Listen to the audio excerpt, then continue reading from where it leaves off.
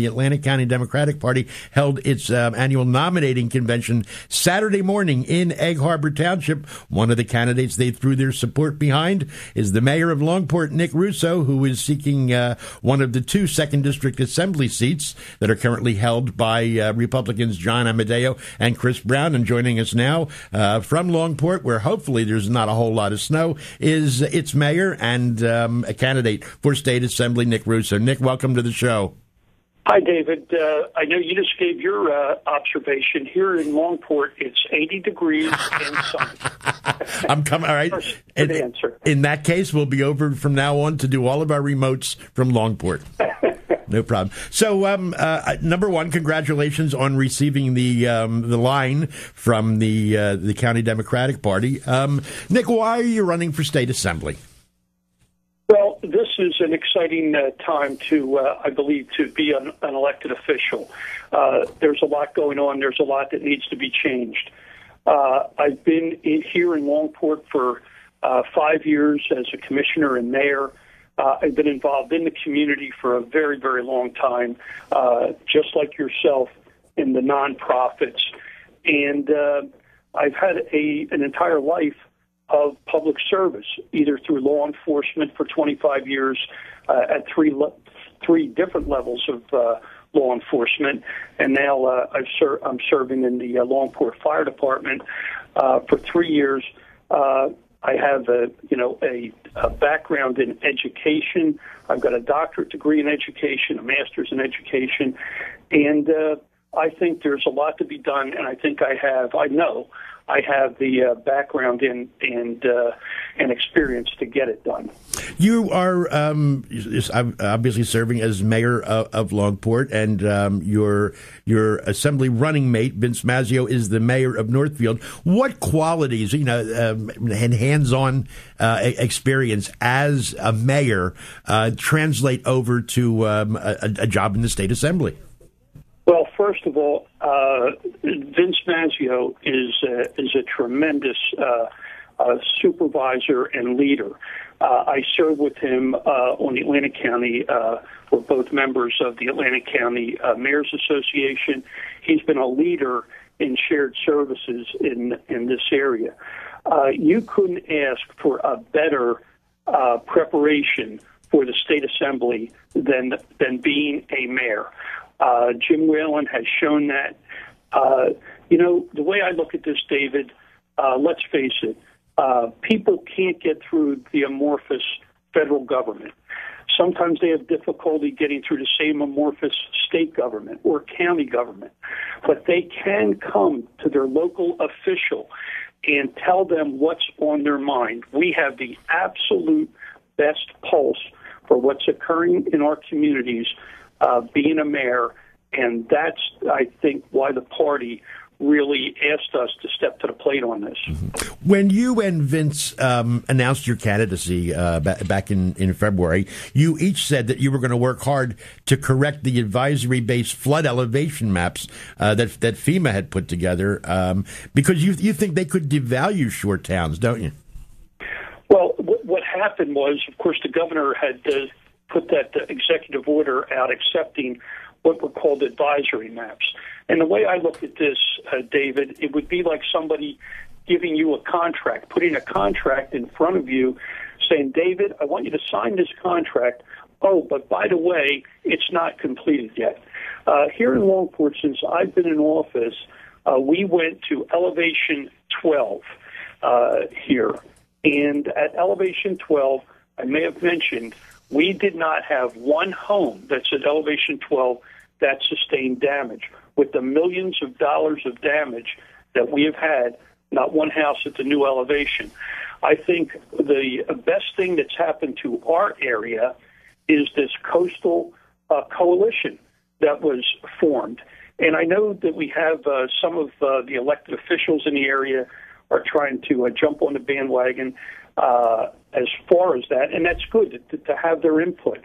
But the real drivers, the three people that started this, and I give these guys a ton of credit, are that Jim Galantino from Margate, Bruce Funk from Longport, and Jimmy Agostino from Ventnor. These three were the building officials, and they had the foresight to realize that there was a problem. Now, since they orchestrated this, we're going in the right direction. We've got a great land use attorney. It's Scott Abbott. Has rolled his sleeves up. We've brought Dr. Farrell on board. It's going in the right direction. But the real people that deserve credit for this are these three guys. They're in the trenches. They saw what was going on, and they stepped to the plate. And I give them a lot of credit. Nick, looking in particular at the 2nd District Assembly area, which is pretty much all of Atlantic County, what are the biggest challenges that you see for the state legislature? Well, I think number one, the first challenge, of course, is unemployment in our area, and we're at around 14% here in Atlantic County, which is just unacceptable. Statewide, we're at about 10%. We are higher than Pennsylvania and New York. So we've got to get people back to work and have incentives to get people back to work. The other thing is our whole economy really, I don't care where you are in Atlantic County, David, it centers around Atlantic City. And what's good for Atlantic City is good for all of us. I would like to see, there's been a lot of, there's been some positives coming out of there. One of the positives, of course, is that ambassador program, but that was a great positive. The second one, this tourism district. And yes, I give them credit for that. But before Atlantic City is a tourism district, it's a community. And we have to work on a community. And a community is your children, it's your schools, your libraries, your churches, your synagogues. That's what a community is. And we have to work on that. And, tourism is fine. Tourism district is fine. But a community district. And personally, as an educator, and I teach in a graduate school online. I teach public policy in another class. I would like to see Atlantic City do more jointures with our universities and colleges. Let's bring the college community right into Atlantic City, right into Atlantic City proper. Let's come up with some programs. Let's give some incentives.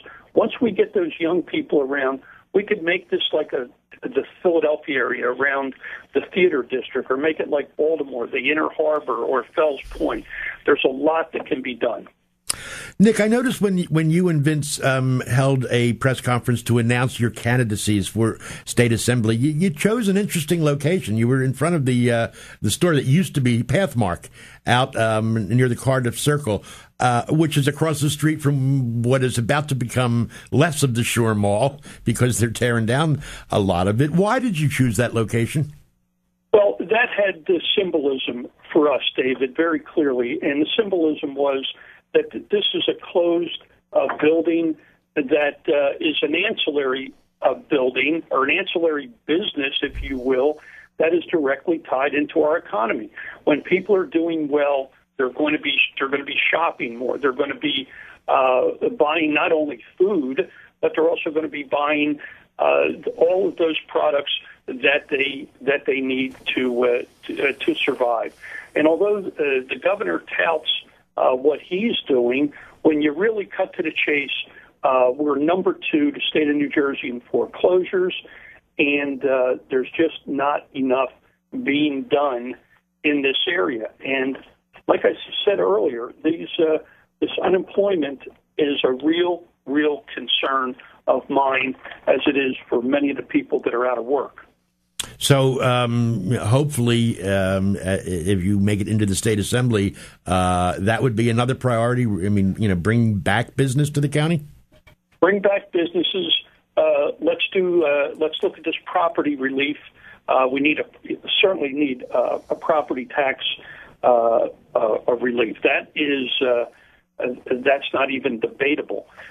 We're leading the country in something that we don't want to be leaders in, and that is, New Jersey property taxes. So, there's things that can be done. I think we need the common sense approach to this. again, I like my idea with the education, tying that in to Atlantic City, young people being involved. And by the way, when you talk about crime, one of the best indicators that a person will not commit a crime is age. In other words, the older a person gets, that's the less likely they will commit a crime. So, yes, you're always going to have exceptions, but I'm just telling you what the statistical information and the study of criminology will tell you. And if you get young people in our area, get them doing things, get them involved, I think that's, besides helping our area with the image, it'll also help our crime rate. Okay, Nick, at the convention, the county Democratic Party threw its support behind Barbara Bono, the presumptive Democratic nominee for the gubernatorial race in November. Give me your thoughts on Ms. Bono. Well, I got to meet her personally, David, and I can't tell you what an impression she had on me. What a wonderful, wonderful woman. She's very intelligent. She's very sensitized to the community. She uses the example of what she went through as a young woman, losing her father at the age of 19, who was a butcher. Immigrants, like many of our grandparents or parents may have been, but and needed public assistance. Will tell you that she was on food stamps, but yet had that was so grateful that she was able to get something from the community that she gave back. And after she put herself through law school, she actually went to the public defender's office to help people that need legal representation but don't have the means for that. So that says volumes about the type of woman. She's not going to be calling people names. She's not going to be screaming and shouting. She is going to be a low-key person. She's very concerned about women's issues, and I think she's going to pull this off. In fact, I know she's going to pull this off. I think there's going to be a big surprise come November. That was my next question. Is she's going up against the proverbial bull in a china shop? But Chris Christie is eminently popular. I think the latest poll showed something like a 40+ percentage point lead over Ms. Bono if the election were held today. How does she fight something like that? Well, what she's going to do, I'm sure, is things are not as rosy as the governor would like us to believe. And she will be pointing those things out. And once that starts to occur, yes, I have to admit, I've heard the governor. I've been in the governor's company. I've heard him speak. He's very good on his feet, and he's gotten a lot out of the Sandy, his little shtick, if you will, with the Sandy scenario. Mm-hmm. But when Barbara Bono starts getting to the issues, and she will do that, you're going to notice a big, big change in these polls. And I think there's going to be a big surprise coming up here, David. I really, really do. We should point out that we still have 8-9 months to go until the general election in November. So anything can happen during that period. Obviously we got a lot of time between now and then. Wow, I didn't realize that we were getting so late. Nick, I want to thank you for checking in with us today. Longport Mayor Nick Russo, a Democrat candidate for State Assembly in the 2nd District. Once again, Nick, thanks so much for your time. Thank you, David. Take care. Take care. You too. Bye-bye.